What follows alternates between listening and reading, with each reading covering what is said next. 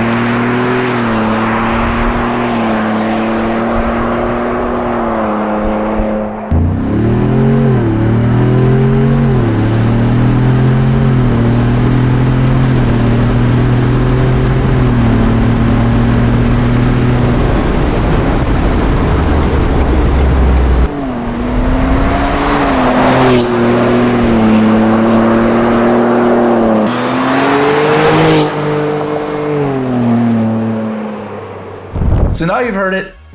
We think you're gonna like it. We put a lot into this between the technology, between the different variations of what we tried, between what we came up with for our production muffler. So this entire unit in front of me is a pre-production model. Specific things within pre-production, some are gonna be production ready, some things may not be production ready. Case in point, the muffler here is polished. For the production units, it will not be polished. It'll have a milled or brushed finish. We did a ton of market research. We know that the general consensus is in the Bronco/off-road community. They want it to look a little bit more subtle, a little bit more subdued. So it's gonna have more of a finish like the tubing here. On this side over here, the feed tube that's going into the muffler has been TIG welded in multiple pieces. For the production run, this will all be in one piece. Likewise, this is hanger rod here for a pre-production model. And for the production run, this is going to be a nice carved out billet piece, some sort of fabricated piece, something along the lines of what we've created for this rear hanger here. Over here, we have our tailpipe. It's gonna come in two different variations. What we're showing is our turn down. This is that overland style. It's gonna give you actually more ground clearance over the OEM muffler, or we're gonna offer a slash cut that's going to basically mimic being parallel to the earth. Those are gonna be two options at no additional charge. You do have adjustability and rotation in here with the AccuSeal clamp that is on the muffler. So let's talk about the muffler itself, because that's where all the technology is. We're gonna press play here and show you a little flow characteristic as it comes through the tube into the muffler, and then showing you the internals of the muffler. And obviously you're not seeing the external shell of the canister. This would essentially be the inlet nipple, this would be the exit nipple, and then this would be the feed tubing coming into it. And let's break down sizing first and foremost. We are feeding the muffler with a 2 3/4 inch stainless steel tube, which is going to expand on the inside. And again, this is interior break of the muffler right here. Single 3-inch, which is gonna divorce or separate off to dual 2.5, and then come back to single 3-inch as it exits, and then makes the turn out to the tailpipe and into the atmosphere. So there's a lot going on here, as you can see. We have flow characteristic through the balls, through the simulation, and this is simulating at roughly about 400 degrees Fahrenheit. And we essentially derived at that number due to the AXLEBACK being in the most aft point of the vehicle, furthest point away from the turbochargers.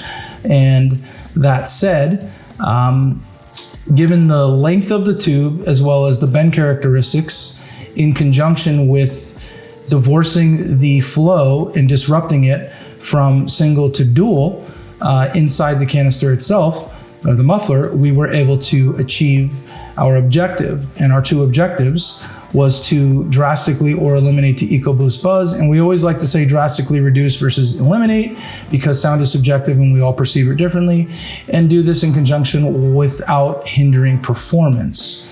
So what you are seeing, to wrap this up, this portion is again a simulation of the exhaust gases traveling through. Obviously this is angled towards this tube here, so the exhaust gas is going to take the path of least resistance into here, as well as the exhaust pulses are being slightly slowed down here, which will disrupt the sound, and that is the objective here.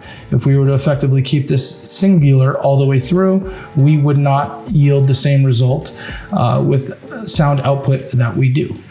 So we're up the street from the shop at Specialty Z. Big Nissan Z shop, been longtime friends and customers. These guys are gracious enough to open their doors. We're gonna slap this on the dyno.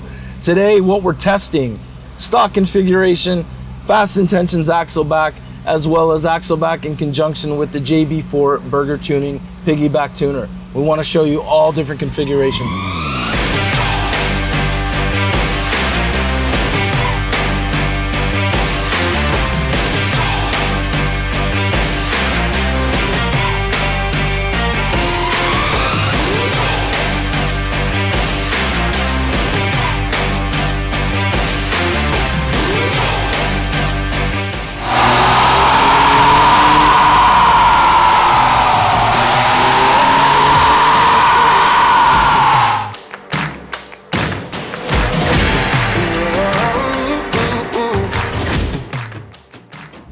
I'd say overall that was a big success.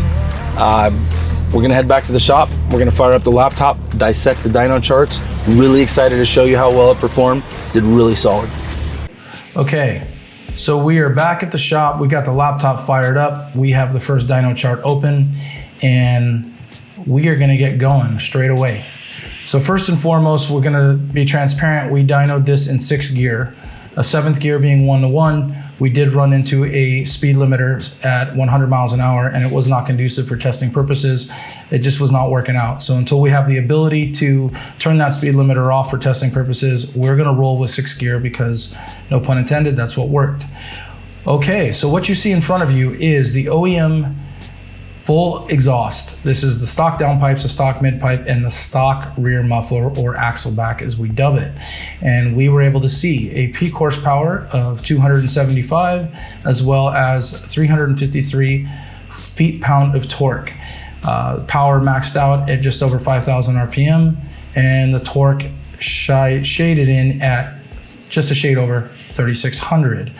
So we'll move the cursor over here, and obviously, this is a decent torque curve right here where we're making our torque nice and low, as I like to call the meat and potato section of a dyno graph, or when you are coming off your light to light, more so than what's going on the top end over here, especially for this type of vehicle. For a lot of off-road usage, you need your torque, you know, you're lugging large tires, 35s, 37s, you gotta get out of the hole.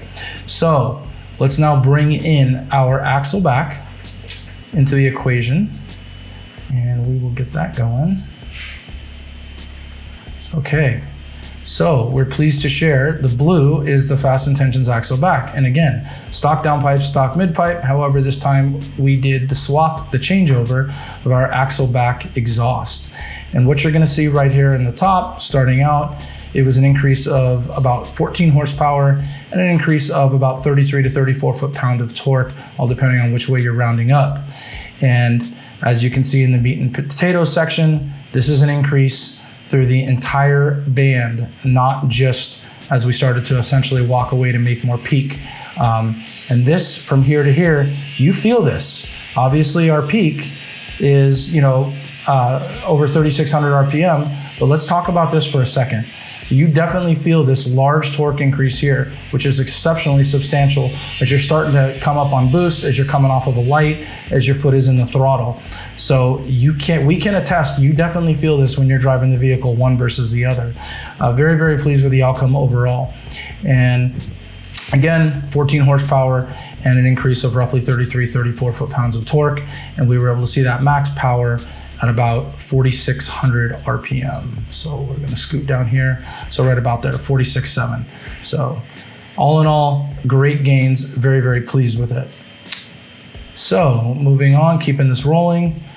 Now we got a little bit of bonus footage. We want to incorporate and show you, for testing purposes, what we were able to do with the Burger Tuning JB4 in conjunction with our AXLEBACK. So what that means is we were running stock downpipes, stock midpipe, fast intentions AXLEBACK, and Burger Tuning JB4.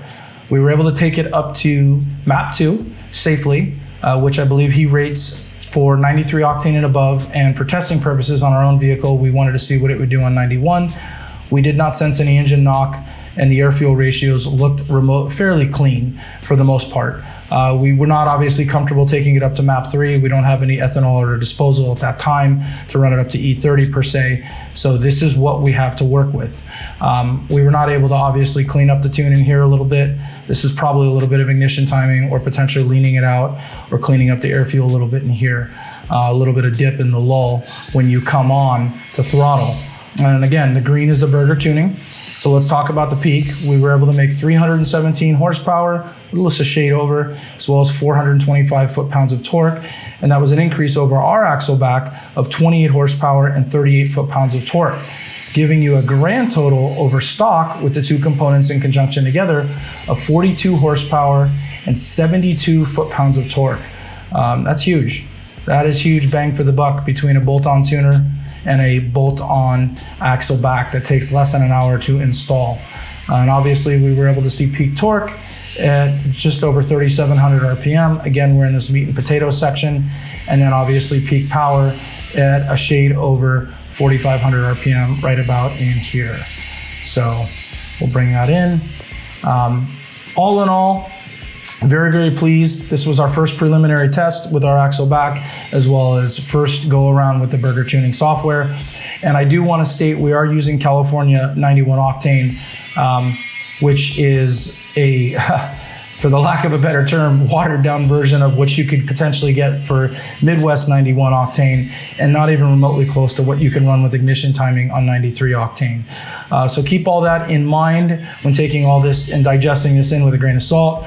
And again, these charts will be available on our website under the description, under charts on the product page. And that is what we have for dyno charts round 1. Right. Little interior run here. Come up on throttle, wide open, it's clean. Rip it all the way, up to 75. Very, very little, if no, EcoBoost buzz prevalent whatsoever. As you get up to speed and you get it through the gears, you get it on the highway, 10th gear, post 1-to-1, no drone. And I know that's subjective, we all perceive it differently, and I'm being biased, obviously, but trying to give my unbiased opinion, I do not think this system drones. We've tried to check all the boxes in the creation of it. You've heard the sound clips exterior, you've seen the dyno charts, we've given you the flow characteristics through feedback and through data. Now we're wrapping it up here, and we're very, very pleased with the outcome. We've checked all the boxes. We think it's a really sound, reliable product. I'm talking at a normal pace right now. You can carry on a normal conversation. I don't need to yell over the exhaust. And I'm in a soft top. I'm dealing with exterior road noise in terms of coming through the tires, as well as the soft top, which sounds like you constantly have a window down behind you. You soft top owners can relate.